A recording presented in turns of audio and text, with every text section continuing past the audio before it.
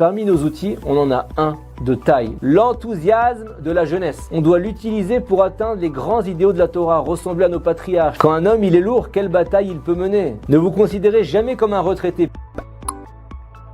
La Torah interdit de représenter ou de façonner l'image d'une personne, et pourtant un verset très étrange nous donne l'ordre de concevoir et de placer des krouvim, des chérubins, des figurines en or qui représentent des jeunes enfants sur le couvercle même du Aaron Kodesh, l'Arche Sainte, dans le Kodesh HaKodashim, le Saint des Saints. Comment la Torah peut permettre de placer une représentation humaine dans l'endroit où seul Dieu a sa place? Et pourquoi des visages d'enfants? Si déjà on devait représenter des personnes inspirantes, pourquoi ne pas représenter de grands érudits, Baba Saleh, Rav Kanievski, avec des barbes blanches qui lèvent les mains au ciel? Quelle leçon Dieu veut nous donner? Le roi Salomon enseigne Usror et borecha bime bechoratra. Et surtout, souviens-toi de ton Créateur au jour de ta jeunesse. Toute notre vie, jusqu'à 119 ans et 364 jours, toute notre vie, on doit servir Dieu avec l'enthousiasme de notre jeunesse. C'est cette période-là, idéale de notre vie, où on avait tous nos moyens physiques, où l'on idéalisait tout, où on faisait le plus de progrès. Le Rav Israël Salinter a dit un jour que toute sa crainte du ciel, sa piété, il l'a acquise à l'âge de 18 ans. En vérité, on sait très bien que toute sa longue vie, il n'a fait qu'augmenter en crainte du ciel. Il voulait en fait nous enseigner que c'est la jeunesse qui lui a donné l'impulsion, parce que c'est la période pour progresser, et donc c'est un outil important dont il faut se servir. Parlons de l'abeille.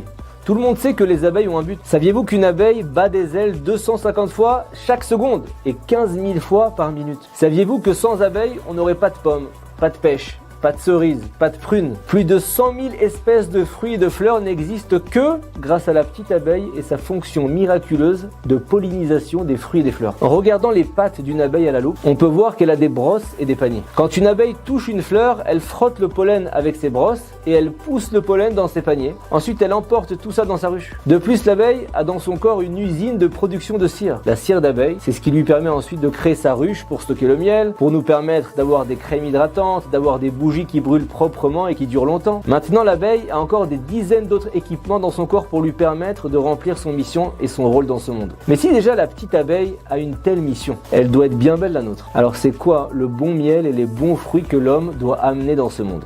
De l'argent, bof, c'est utile mais ça, c'est pas un but. Le véritable miel de l'homme, c'est le perfectionnement de soi. C'est ça notre but sur Terre. Devenir quelqu'un, c'est ça notre rôle, se perfectionner. Et si déjà l'abeille est aussi équipée, on l'est aussi également. Et parmi nos outils, on en a un de taille, nous enseigne le Rav Avigdor Miller, l'enthousiasme de la jeunesse. On doit l'utiliser pour atteindre les grands idéaux de la Torah, ressembler à nos patriarches, imiter les traits de caractère de Dieu. On a besoin d'un esprit jeune pour combattre notre grand ennemi, le mauvais penchant. On a besoin d'énergie pour se lancer dans des grands projets. Si on veut gagner des batailles, il faut avoir du feu en nous. Quand un homme il est lourd, quelle bataille il peut mener? Ne vous considérez jamais comme un retraité, puisez toujours dans vos réserves d'énergie juvénile. Je vis dans un quartier religieux avec énormément d'érudits très âgés, et je peux vous dire à quel point je suis impressionné, mais à quel point on peut être vieux, mais extrêmement enthousiaste et dynamique jusqu'au dernier jour. On voit que on peut être vieux, mais quand il s'agit de gagner de l'argent, ou satisfaire ses besoins primaires, ses plaisirs, on n'est jamais trop âgé. Parfois tu vois une personne de 35 ans, c'est l'heure de la prière de l'après-midi, il n'a pas les forces. Par contre le dimanche matin, pour laver sa voiture ou gagner un peu de sous, il est bouillant. Il est prêt à faire le tour du monde. En vérité, on est vieux que pour certaines choses. C'est ça la tactique du mauvais penchant. Qu'on ait 18 ans ou 90 ans, c'est notre qualité de jeunesse dans la tête qui va nous faire avancer dans la vie ou pas. Et c'est ça la leçon des chérubins. La parole d'Hachem s'exprimait entre les chérubins car il veut qu'on puise cette énergie juvénile pour le servir le mieux possible. Un jour, une femme est partie demander au Rav Simcha Zissel un conseil d'éducation pour ses enfants. Elle lui a demandé à quel âge je dois commencer à enseigner à mon petit garçon le Derech Eretz, à bien se comporter d'après la Torah. Le Rav lui a demandé mais quel âge a l'enfant? Elle a répondu 3 ans. Rav Simcha Zissel lui a dit rentrez vite à la maison pour vous en occuper, vous êtes très en retard, dépêchez-vous et faites le maximum. Et c'était pas une blague. Pourquoi le Rav pensait-il que 3 ans est un âge tardif d'après vous? Parce qu'à 3 ans, on peut déjà absorber beaucoup d'idées. La leçon capitale du Rav, c'est que chaque jour de notre jeunesse compte, c'est les jours les plus disposés à réaliser des choses, c'est le meilleur moment pour planter les idéaux de la Torah dans notre tête. 33 ans, c'est mieux que 43 ans.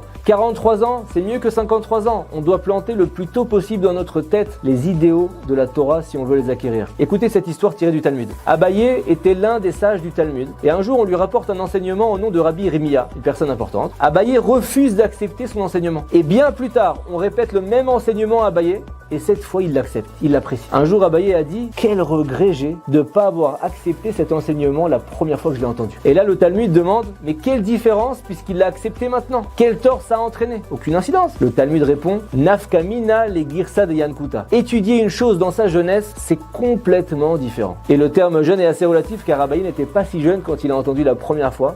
mais il savait que plus tôt on intègre une vérité en nous, et plus tôt on en tire des bénéfices. Tu manges une pastèque dans ton jardin, il y a une graine qui atterrit par terre. Dans 30 ans, si c'est bien entretenu, c'est possible que le jardin soit envahi de pastèques, parce qu'une graine plantée correctement, elle produit des générations et des générations de résultats. Pareil pour l'être humain. Une idée noble prend racine dans votre esprit. Tant qu'elle est bien arrosée et bien conservée, elle va grandir, elle va produire des pensées, des idées, des comportements de Torah qui vont faire de vous un beau fruit. Et plus on la plante tôt, cette graine est bien droite, et plus elle se développe dans votre jardin. Parfois on pense planter en nous de la Torah, mais c'est que du folklore. On peut entendre des gens parler de spiritualité, mais parfois c'est pas de la Torah, c'est juste le sens que eux veulent donner à des versets. Ils veulent les déformer pour leur donner le sens qu'ils ont dans leur tête, parce qu'ils connaissent pas le sens exact des versets par nos maîtres, les Rishonim ou les Acharonim. Il faut absolument planter le plus tôt possible des graines droites et une Torah pure. Prenons l'exemple d'une personne qui aurait planté en lui la graine du bonheur dans sa jeunesse. Il a appris depuis tôt déjà à apprécier la vie d'après la Torah. C'est une graine très importante. Ça lui donne de la joie, un élan dans toutes les situations. Une personne qui ne l'a pas plantée tôt, cette graine, elle aura bien plus de mal à être heureuse dans sa vie et à atteindre la gratitude. Mais celui qui a planté cette graine tôt et qui remercie Hachem pour tout ce qu'il a, c'est autre chose. Pour résumer, les chérubins étaient fabriqués à la ressemblance d'enfants pour nous enseigner l'importance de l'énergie et de la jeunesse dans notre service divin. Il faut toujours se rappeler qu'on a en nous cette faculté d'être enthousiaste et dynamique. Et plus on va planter tôt cette graine, plus on va en profiter. Comme celui qui apprend à apprécier chaque instant de bonheur tôt dans sa vie, ça ne le quittera pas.